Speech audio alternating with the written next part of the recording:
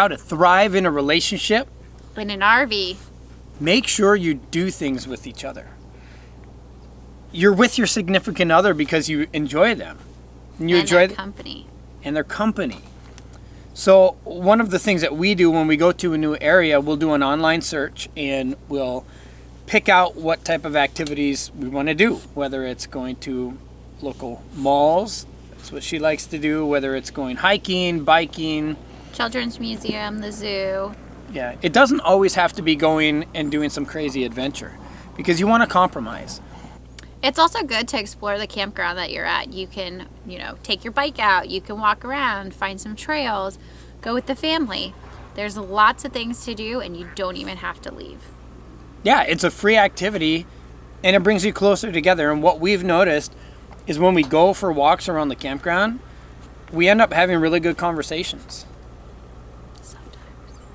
Sometimes, because sometimes I do all the talking and that is not a conversation. And one of our favorite things is to look at the different rigs. When the windows are up and it's starting to get dark, Eric. You should probably talk about that. No, it's creepy. Yeah, she's kind of a creeper. A little bit. Yeah. So don't leave your shades up. When it's starting to get dark. Yeah, because you can see right you. in. She'll find you and she'll look in. Because she likes to look at the inside, the interior, how people decorated. And you could totally be a creeper in the evenings if people leave their windows open. Yeah. And we are probably guilty of that as well. So I'm sure there's a few people that creep on us. Yep. People always ask, isn't it hard to get along when you live in such a small space? Well, one trick to keeping that peace in the house is make sure you spend some time apart. It's always great to do things together, but every now and then you definitely want to have some independence. For example, Eric here, he likes to go hiking. He'll go out on a canoe or a kayak at the campground if they have some type of body of water. He also likes to go fishing and do that type of stuff. Surfing. Well, yeah, you like to, yeah, that too. If there's waves nearby. Yep. Mm-hmm. The other night, this is a good example, she went to the movies by herself because they were playing that new 50 Shades movie. I didn't have any desire to see it. Me and a bunch of other ladies go check out the movie. But on top of that, it's really nice because Eric is such a great dad. He stays home while Ella's asleep so that I can go and do some things that I typically wouldn't be able to do because we have a baby. So yep, it was a win-win. I do a lot of extreme sports and activities. It doesn't have to take away from alone time. You can wake up and it's just the price you have to pay. You can wake up and go before sunrise and do your adventure bright and early. And he's back before we even wake up in the morning, so. Right. Because she's not getting up at sunrise. No, but you're gonna soon. Shortly after with the baby. She's gonna be waking up at sunrise very soon because we're on the East Coast and our baby is on East Coast time. So you're gonna lose 3 hours. 8 o'clock's gonna be 5. Don't remind me. Make sure you split up the responsibilities. And the clearer you can get about what task the other person is gonna own, the more you can hold them accountable and yell at them when they don't do it. Just kidding. And when we get to a new campground, Eric will do the outside stuff. I'll mostly do the inside stuff. He'll clear out the toy hauler area because that's where we keep a lot of our bigger stuff when we move. Mm-hmm. So it's good to have those, designated roles so we don't step on each other's toes and we can get things done a lot faster. Yeah, real fast. When things get heated, go cool off. What I mean is, it's natural that at some point, moods, hormones, lack of sleep, when things go wrong, when you make mistakes like hit 2 trees, things are gonna flare up. It didn't get heated. No, because we took our own advice. We laughed at each other? Yeah. Or rather, I laughed at you. Me, I wasn't hitting trees. And I laughed at me. But that's actually a really good example. Because when that happens, recognize it.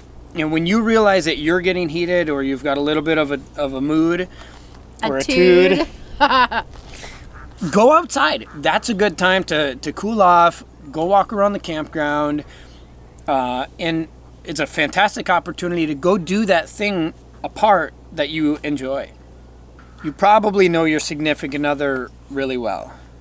She can read my mind a lot. I'm not very good at reading hers, but I can tell her mood. So if you recognize that the other person has a short temper, because often you can recognize it before they can recognize it in themselves, that's when maybe you should go outside and not wait for them to recognize it. Run and hide. Yeah, I mean, how could you be in a bad mood when you're walking that thing? Hi. Gotta keep the spice alive. Go we're on not- dates. What? We're not talking about spicy food. You could do that too. Spicy food's really good. But yeah, go on dates. Get out, explore the area wherever you are. I like to pull up Yelp and I just go and whatever we're looking to do. So say we want to go to a restaurant.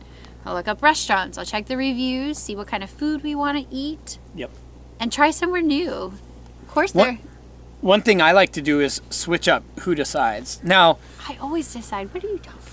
we'll do like a 3-to-1 ratio where she'll choose 3 times and I'll choose 1, but hey, take He'll what you choose it can get. and then I veto. Make sure you compromise on where you guys go camping. I like to go in the middle of nowhere and go boondocking where we can't see or hear anybody. And I like to go to a campground where they have heated pools. She likes to go to resorts where we have heated pools. And nearby shopping. Yeah, so typically she'll like to stay within 20 minutes or so of really nice shopping malls. Not necessarily a shopping mall, but just shopping civilization. Right. So we'll compromise. We'll go to a resort typically for 3 weeks. And often on the way to our next resort, we'll stay in the middle of nowhere for a few days or boondock so I can get my adventure. Or if we don't do that, we'll just make sure that the resort is in an area that I've chosen where I can go take day trips to national parks or really nice state parks, bucket list locations, so I can still have my adventure and she can still have all her amenities. You've got to make sure you take care of your health. One of the leading causes of mood swings is not drinking enough water. And taking care of your mind and your body is within your control. And it's really tough to show your significant other the excitement, the fun, and love that they deserve if you're not happy yourself and if you don't feel good. So you've got to take care of you before you can take care of them. Make sure that you communicate.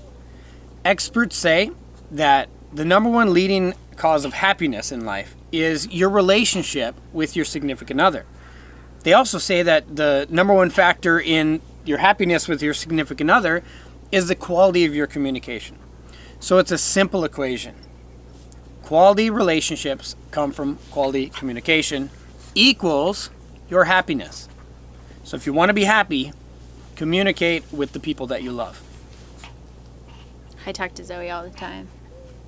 We hope these tips will help you in your own relationship. If you have anything you want to add, Leave it in the comment below.